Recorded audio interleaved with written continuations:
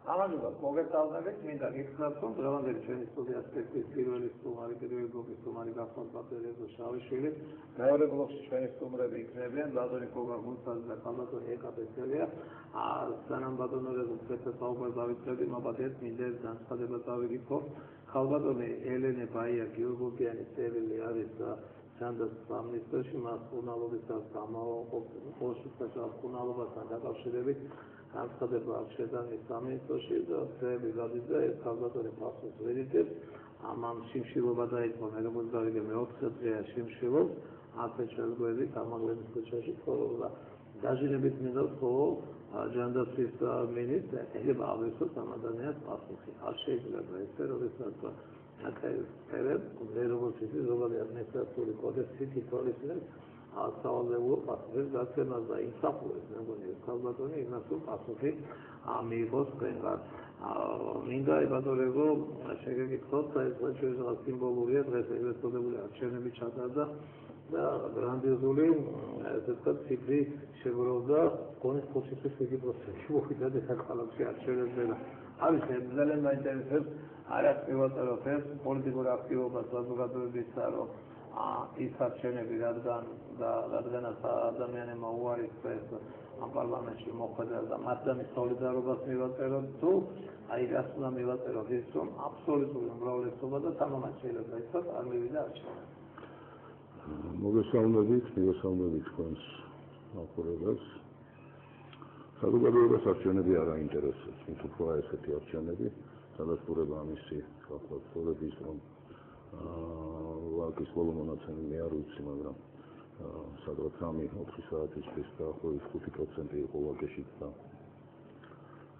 დირუდეშიც და უნებრივია რომ შედეგი უკეთესი ვერ იქნებოდა, რადგან ამ ოლქებში დეპუტატები არჩეულები იყვნენ და იქ სადაც ხელისუფლება არ მონაწილეობს, ჩემთვის ცოტა გაუგებარია ეს ამბავი, რატომ უცმობს ხელისუფლება ოპოზიციას ადგილებს.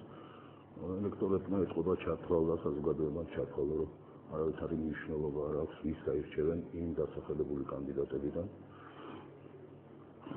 საქართველოს პარლამენტში. რაც შეეხება აჭარის არჩევნებს, აქტივობა ასე გახავთ მავალი 4 საათისთვის. ჩემი ინფორმაციით იყო 16% სულ, მაქსიმუმ 30% შეიძლება აღმოჩნდეს ალბათ, თუ რამე არ დაამატეს.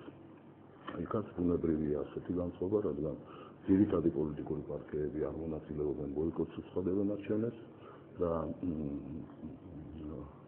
ეს ხდება აჭარაში, რომელიც გამორჩეული იყო აქტივობის ძალიან მაღალი დონით ნებისმიერი არჩევნების დროს, ვთქვათ 25-30% აჭარისთვის არაფერი არ არის.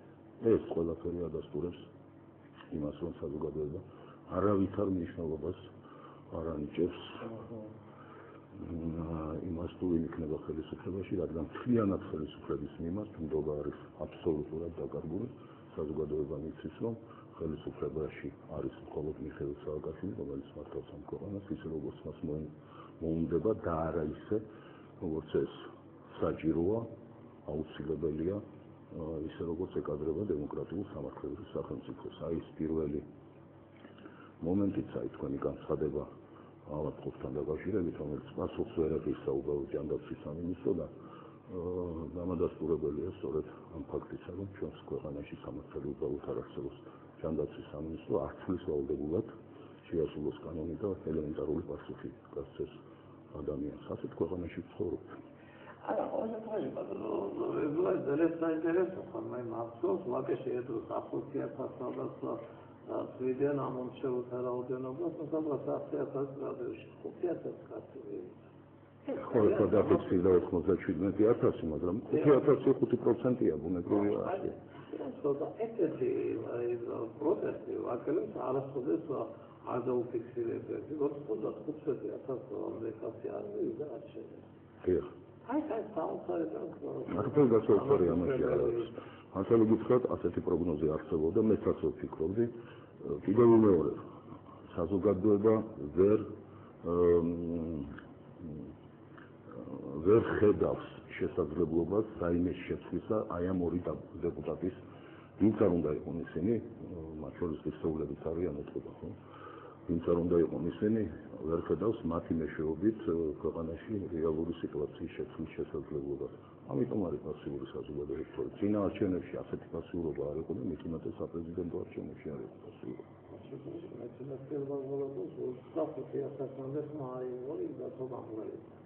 დაახლოებით 25 ასე მახსოვს.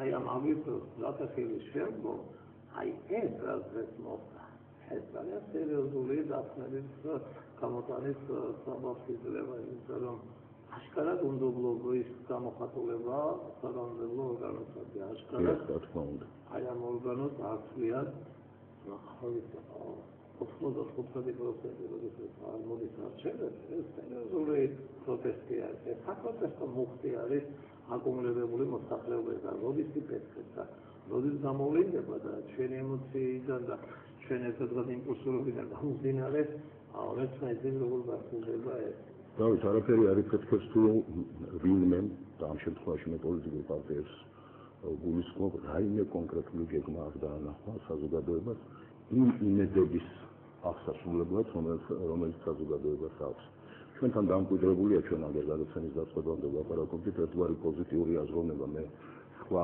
ტერმინს ვერ პოულობ რომ ყველაფერი ყოველთვის კარგად იქნება ამას ხელს უწყობდა ის პიარ კამპანიები რომელსაც ნაციონალური მოძრაობა აწარმოებდა და საერთოდ ჩვენერი ქვეყნისთვის ასეთი აზროვნების დამკვიდრება დამღუპელი შეიძლება აღმოჩნდეს იმიტომ რომ როდესაც იცი და დარწმუნებული ხარ რომ მომავალში ყველაფერი კარგად იქნება უნებრივია ხდება რაღაცა საწინააღმდეგო და საზოგადოება ხელისუფლებაც კი დაბნეული ხდება ამ მოვლენას ანუ ყველაფერი ეს სიფრთხილეს გაგარგულებს დაბნეული ხდება იქნება პანიკა და რა თქმა უნდა უამრავი შეცდომა და არასწორი ნაბიჯი მე არ მინდა ახლა დანაშაულებებს ვილაპარაკო რისი მოწმენით ჩვენ ყველა ვიყავით აი ამ საომარი მოქმედებების დროს და შემდეგაც ჩვენ გვიმტკიცებდნენ რომ ომი მოვიგეთ ჩვენ გვიმტკიცებდნენ რომ სახელმწიფო არ შემოიშალა თუმცა მე ორივე ამ საკითხთან დაკავშირებით ჩემი მოსაზრება მაქვს და ეს მოსაზრება უნდა გითხრათ რომ რადიკალურად არ ემთხვევა. გითხარით, ჩემი მოსაზრება მეცნიერებს ახალ სააკაშვილი იძა და ამ თავრობის წევრებთან ხელმძღვანელობდა ამას მოვივალაკეთეთ ამას შევასრულოთ. დავით, სრულიად ასკარა იყო რომ რუსული ჯარის ჩართვა საომარ მოქმედებაში ჩვენი ხელისუფლება არ ელოდებოდა. ეს რომ ასე ადასტურებს უამრავი მოვლენა თუ ამ მოვლენების ანალიზის უნარი გვაქვს. ჩვენ გვიმტკიცებენ დღეს რომ გაზაფხულზე იცოდნენ და ზოგიერთი ამბობს რომ შაშან ამ დროს იცოდნენ რომ იმ დროს როცა ომი დაიწყო დაიწყებოდა რუსეთი დაიწყებდა ომს.